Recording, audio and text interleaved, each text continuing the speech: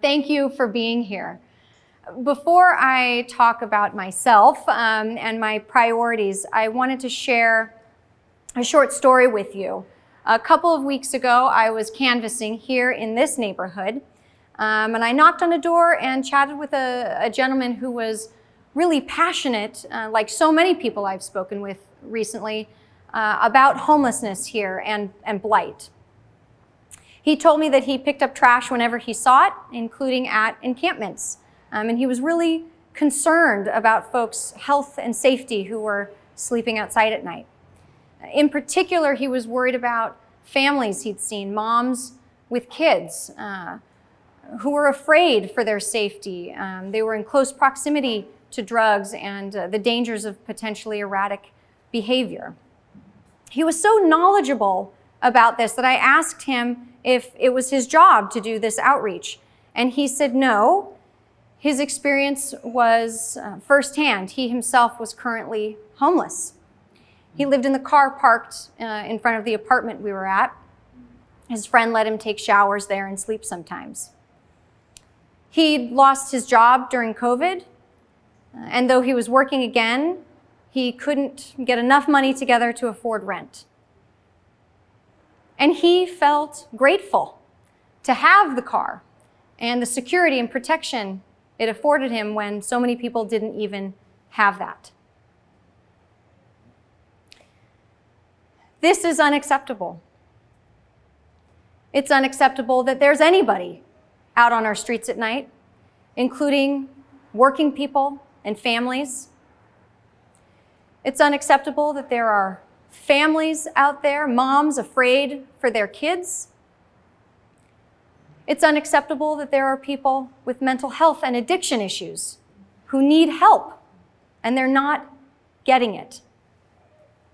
Who here hasn't felt this heartbreaking mixture of emotions, compassion and empathy for people less fortunate, and at the same time, fear for yourself, fear for your loved ones? I've spoken with leaders at the housing department, at our shelter providers, our mental health care providers, our housing providers, our developers, and everyone says the same thing. We're stuck. We're stuck by bureaucracy, we're stuck by red tape, we're stuck by a lack of communication and connectivity. And in my observation, we're stuck by people taking extreme positions, pulling in opposite directions, playing tug of war, instead of harnessing all of this energy to get pulling in the same direction. I have spent the last 15 years of my career leading negotiations. It's my job to bring people and organizations together, to overcome their differences, to solve complicated problems. I'm an expert at getting to solutions, and I am relentless. This is the change that I will bring to City Council.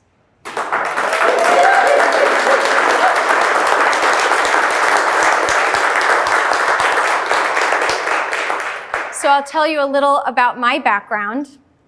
My great-grandparents immigrated to San Jose from Italy 100 years ago. They were fruit ranchers. They grew cherries and apricots, and through farming, they managed to make a life here in San Jose for their kids and also support their families back home in Italy. Their kids, 3 daughters, each became small business owners here in San Jose, and my mom was the first to move out all the way to the Santa Cruz Mountains. But I was lucky enough to still have my great-grandparents as a kid here, and my great big Italian family. And we spent pretty much all of our free time here in San Jose. And it was a really exciting time in the 80s and 90s.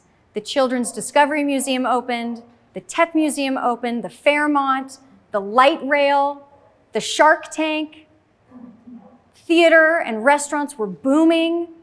We had mounted police, any horse-obsessed kid's absolute fantasy.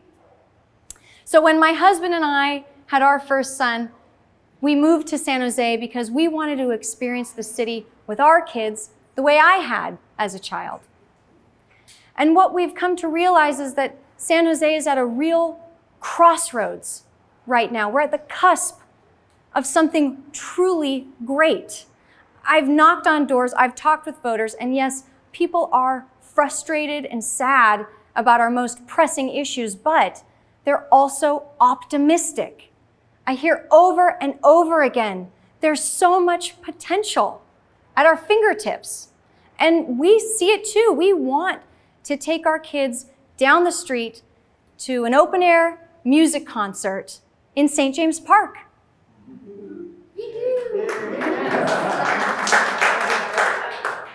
We want to see the streets lined with restaurants and shops and theaters and galleries and people, way more people, out enjoying our city and all of the wonderful amenities it has that we love.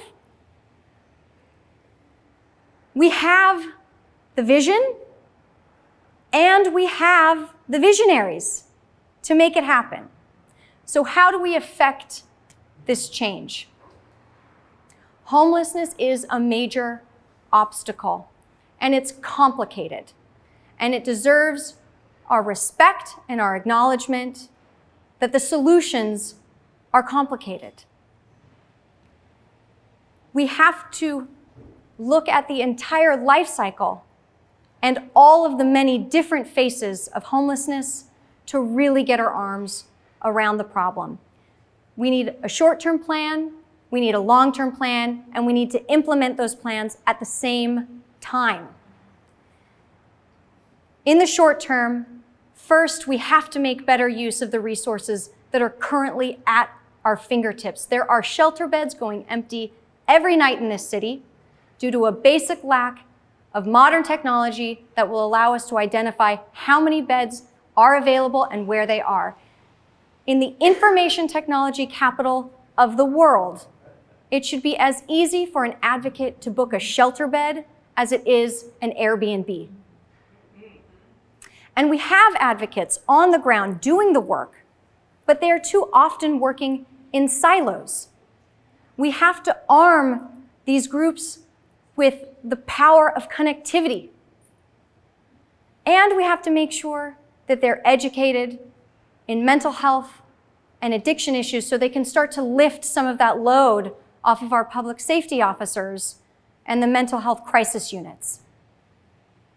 Third, we have got to build more shelter. We need a place for people to be, and we have to work with the county to make sure that they're providing the mental health and addiction services that they're responsible for. And fourth, we can enforce our public health and safety laws, and we can do that compassionately and fairly. And in the long run, the experts all agree we have got to invest in affordable and deeply affordable housing in order to prevent homelessness before it starts. To borrow the catchphrase, the goal is for homelessness to be rare, brief, and non-recurring. And in the most expensive city in America, that means more housing and more housing options.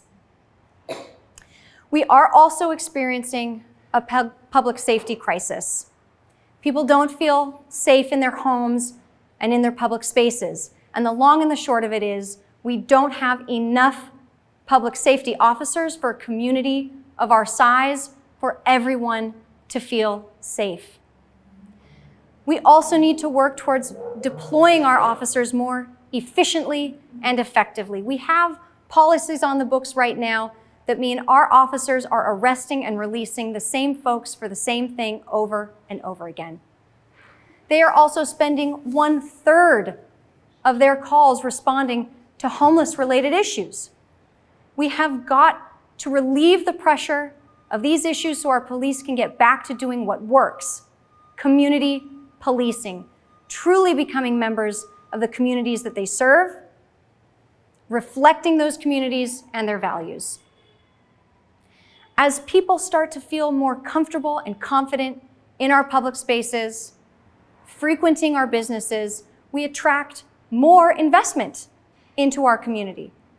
And we can do more to encourage our small businesses. We can waive tenant improvement fees.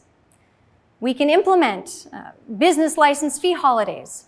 And we can make sure that there's a point of contact for every single person who wants to start a small business in San Jose, who speaks their language and can walk them through the process.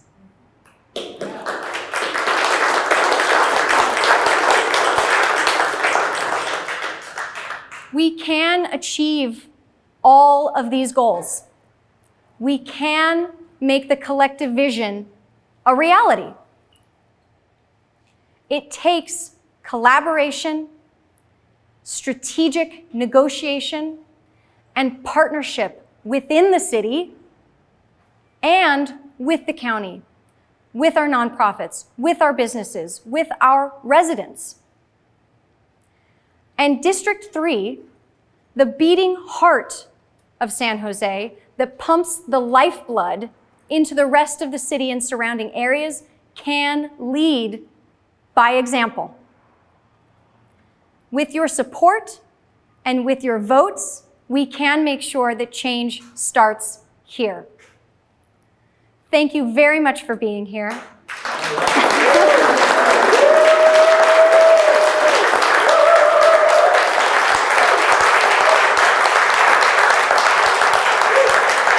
Thank you for being here.